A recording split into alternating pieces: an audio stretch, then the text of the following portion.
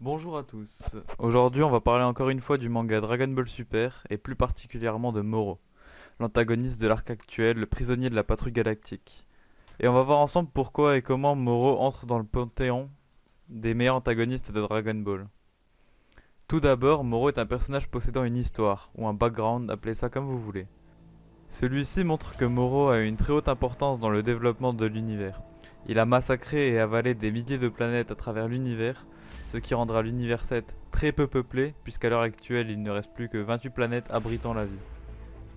Et même si cela peut sembler anecdotique, il ne faut pas oublier qu'il s'agit d'un détail pesant sur le classement des univers, et sur ce classement, l'univers 7 y figure donc à l'avant-dernière place, ce qui leur aura coûté l'obligation de participer au tournoi du pouvoir et le risque d'être anéantis à jamais.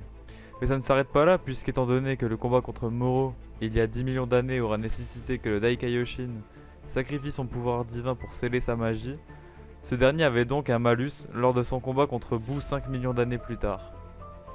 En gros, sans Moro, le Daikaioshin aurait pu battre Boo, et donc l'arc final du manga Dragon Ball n'aurait jamais eu lieu.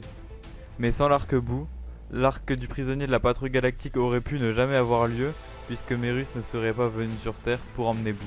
Donc voilà, le personnage possède une double importance et on pourra certainement en compter une troisième très prochainement grâce à cette intervention de Merus qui pourrait faire bouger beaucoup de choses dans la grande histoire de Dragon Ball.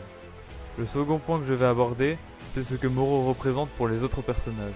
On sait tous que dans Dragon Ball, chaque nouvel antagoniste fait évoluer nos héros au-delà d'une bête prise de puissance.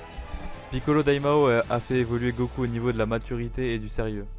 Raditz et Vegeta ont fait prendre conscience à Goku de ses origines. Freezer permet à Goku d'accepter ses origines Saiyan en plus de le rendre beaucoup plus mature.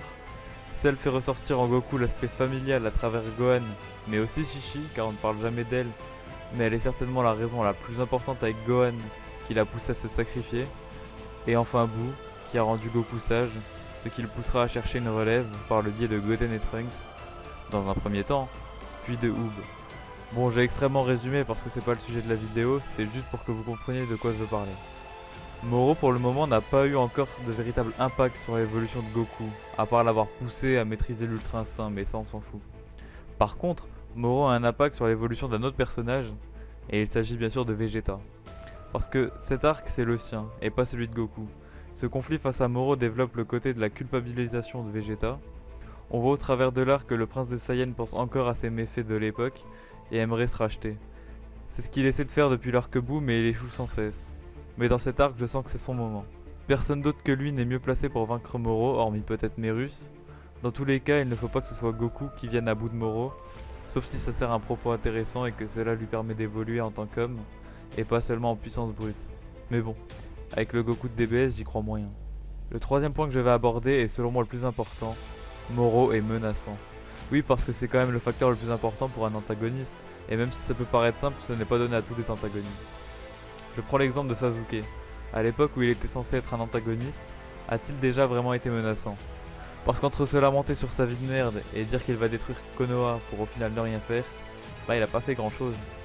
Et lorsque vint le moment où il défie Naruto dans la vallée de la faim, à la fin du manga, tu crois plus du tout à la menace après avoir vu toutes les énormités qu'il a sorties. Un autre exemple, cette fois c'est dans Dragon Ball lui-même. Freezer était absolument pas menaçant dans l'arc Fukatsu no F. Bon après ça c'est un autre débat, hein. C'était juste nul narrativement et en plus très mal mis en scène. Mais du coup qu'est-ce qui rend Moro plus menaçant que les autres? Bah déjà sa première apparition qui fait juste froid dans le dos, mais aussi ce moment où Goku décrit son ki non pas comme puissant mais comme effrayant. Comme si des millions de voix hurlaient de douleur. Comment mieux réussir l'introduction d'un nouveau méchant?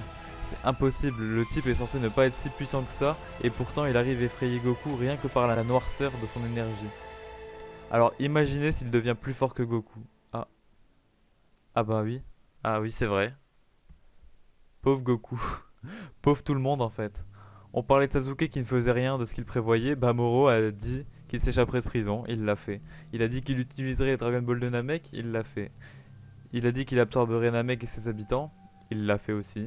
Et il a dit qu'il pouvait attendre tranquillement 2 mois, car dans tous les cas, Goku et Vegeta ne pourront pas le battre. Il avait raison, il l'a fait. Et à ce niveau, je suis sûr que nous ne sommes pas au bout de nos surprises. Au-delà d'être menaçant, Moro est aussi très intelligent, peut-être même le plus intelligent après Cell. Oui, parce qu'en même temps, Cell a été capable de voyager dans le temps et a su se remettre à l'état de larve, ou je sais pas comment on peut appeler ça, mais bref, revenons à Moro. Moro, au-delà d'être un être puissant, c'est aussi un leader ainsi qu'un planificateur. Tout le long de son arc, on voit qu'il a toujours un plan de secours et surprend à la fois la Z-Team, mais aussi nous-mêmes, les lecteurs. On se demandait tous pourquoi Moro avait utilisé un vœu pour libérer les prisonniers de la prison galactique.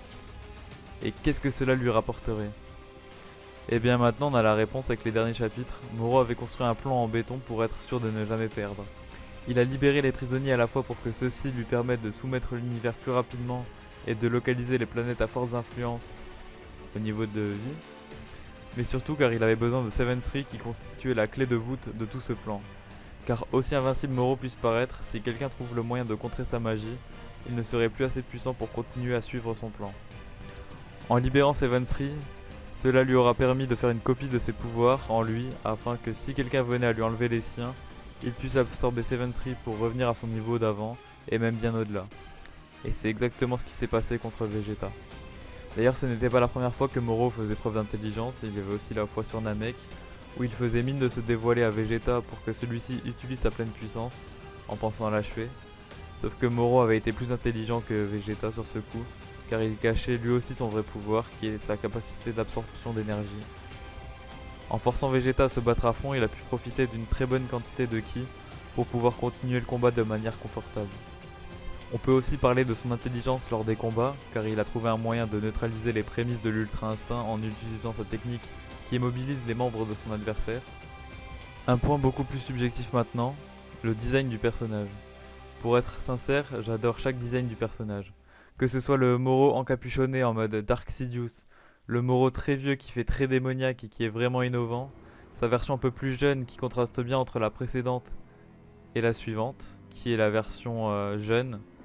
Avec tous ses muscles et toujours cette tête de bouc, je le trouve imposant même si on perdait en détail, ainsi qu'en machiavéliste. Et enfin, je l'aimais pas du tout au début, mais en vrai, il est tout aussi bien que les autres. La forme avec Seven Three d'absorber. On perd un petit peu le côté innovant et on se rapproche des autres grands méchants de la partie Z, mais au moins c'est cohérent avec les faits qui mènent à cette évolution, mais aussi par rapport aux inspirations de Toyotaro qui proviennent tous des démons occidentaux. La première apparence inspirée du Grim Reaper, les suivantes de Moloch, l'inspiration principale de Moro, et enfin sa forme finale qui vient du Pan. Moro est donc un antagoniste malfaisant incarnant les ténèbres. Il est très certainement l'ennemi le plus menaçant de Dragon Ball Super, en plus d'être l'un des plus intelligents. A mes yeux, il fait partie des meilleurs antagonistes de Dragon Ball. Je le mettrai au niveau de Piccolo Daimao, et juste derrière Cell pour le moment.